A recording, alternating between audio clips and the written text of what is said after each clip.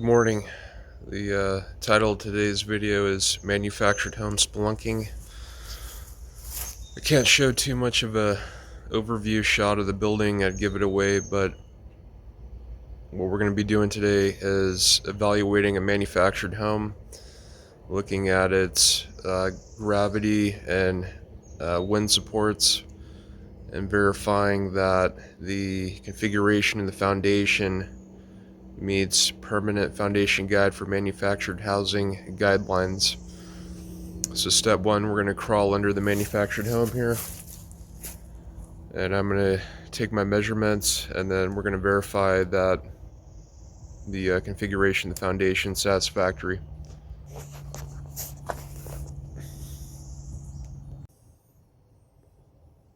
So even before going under the manufactured home, you got to verify that there's no addition structures directly attached to the manufactured home. It's not supposed to be like that. That puts additional weight on it, and it's just not designed for that. So you got to look at the see their support post.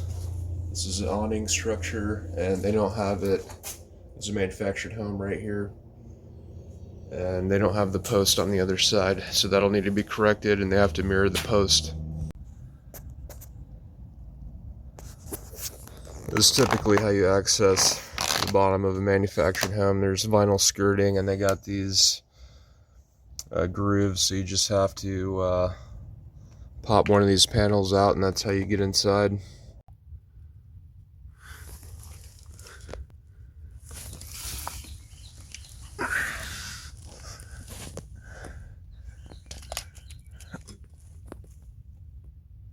That's about 8 inches.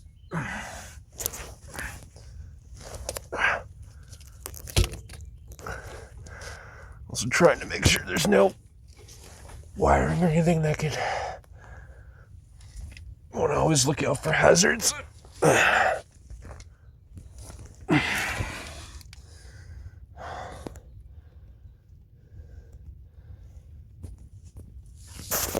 It's also 1970s manufactured home, so it's gonna be destroyed a little bit.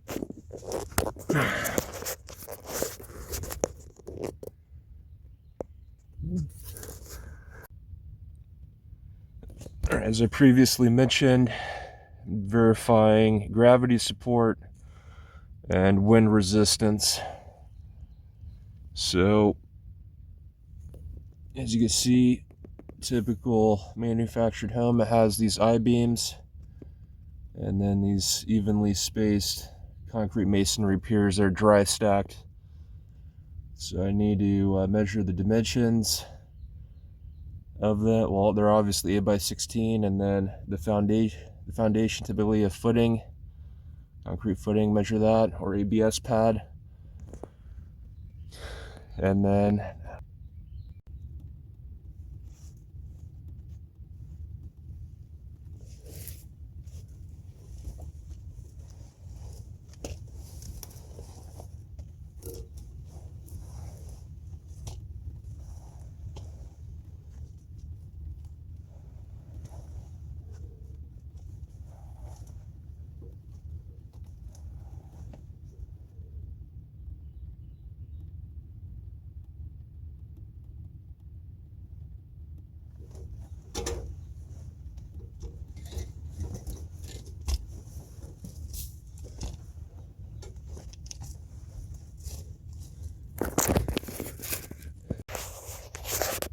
here's the X-brace.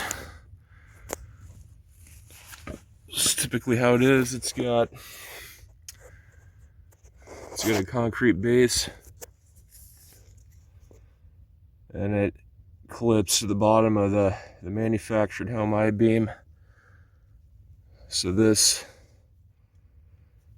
resists this motion of the manufactured home, wind hitting the end walls. And it also has a metal brace that comes out, attaches to the opposite I-beam right there.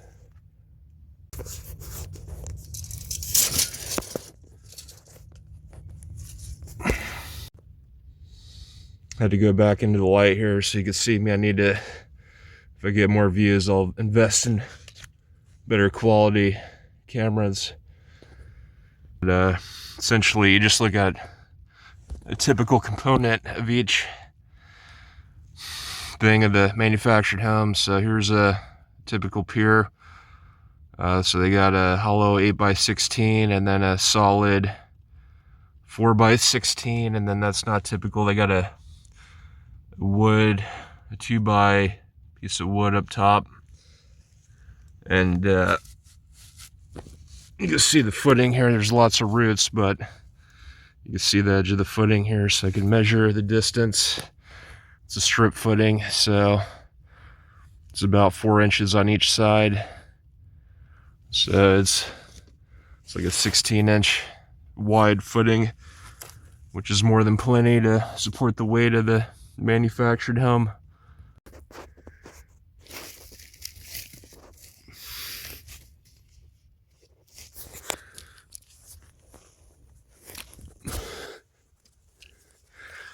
Yeah, actually, you see the footing's raised right here.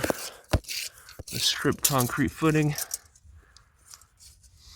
So it is 16 inches. The CME blocks tilted a little bit.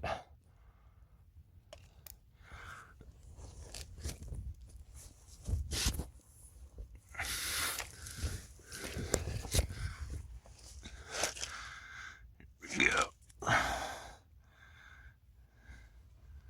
Let's get a better idea what's going on.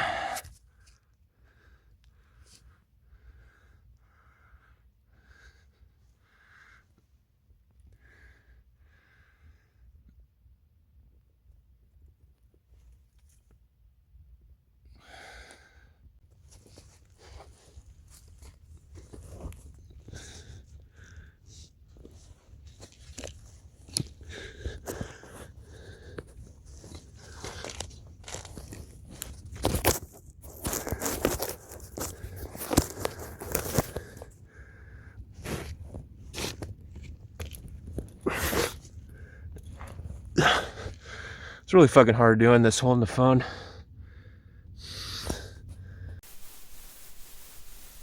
Alright, now time for the meat and potatoes, now that I could actually move and talk. So we went under the manufactured home and I collected all the data I needed, measuring all the elements of the foundation, the footing, the piers, all the strapping, the V-braces on the I-beams.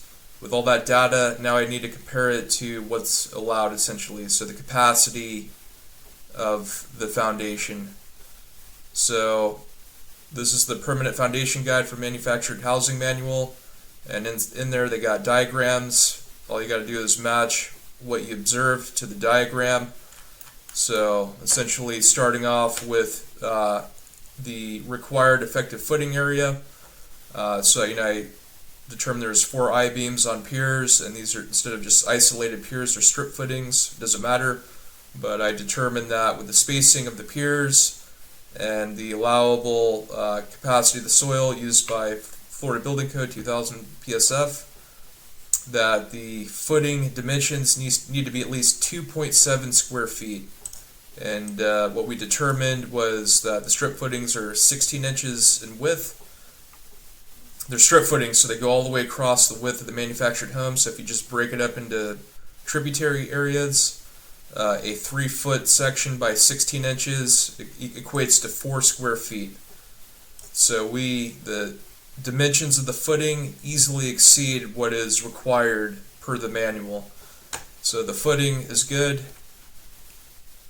Alright, now we also have to consider the wind loads on the building. So if you have wind hit the transverse wall of the manufactured home, it's going to want to rotate and pivot off one of the piers. So you have to have diagonal strapping. You have to strap it down so it doesn't flip over. And so it's determined that based on the manufactured home dimensions, the measured spacing of the diagonal straps, and the wind speed. So they have a page where you can find your wind speed, where you're located. So I'm in Florida, And so in between the 100-mile-an-hour contour, the 90 contour. So as engineers, you use the more conservative option, so I just went with 100, even though this manual is outdated. And so it's determined that each strap needs to withstand 2,980 pounds. So what do I compare this value to? Florida Administrative Code 15C states the required capacity of the anchor. So the anchor is essentially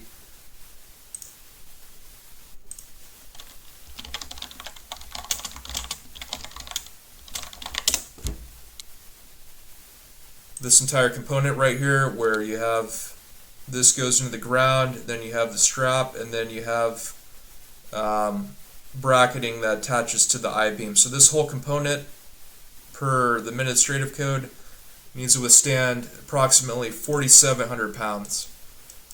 So the theoretical force exerted on the manufactured home, the capacity of the straps easily exceeds that. So we're good in this department.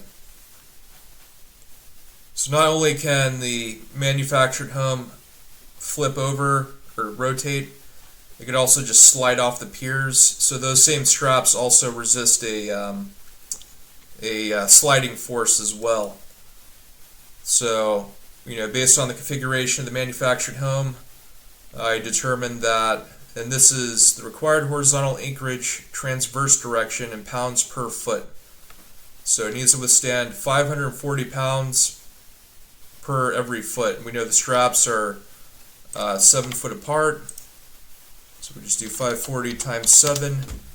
That is 3,780 pounds. The straps are also at an angle, so you got to do a little bit of geometry on that. But I determined that the exerted force on the strap from sliding still is under the 4,700 pounds required by Florida Administrative Code 15C. Same thing, the wind could also hit the end walls of the manufactured home and it'll want to slide off this way. Obviously, you have a smaller area here, so the forces exerted on the strapping is not as intense. So that's where these items come into play. This is concreted into the ground, and then this fastens to the I-beam. So this resists the left to right motion that the wind will exert. And I determined that 142 pounds, and I determined that there's enough of these little guys under the foundation that the foundation is acceptable. So that is a very basic, straightforward, without complex math, of how to determine if your manufactured home is acceptable. Thank you.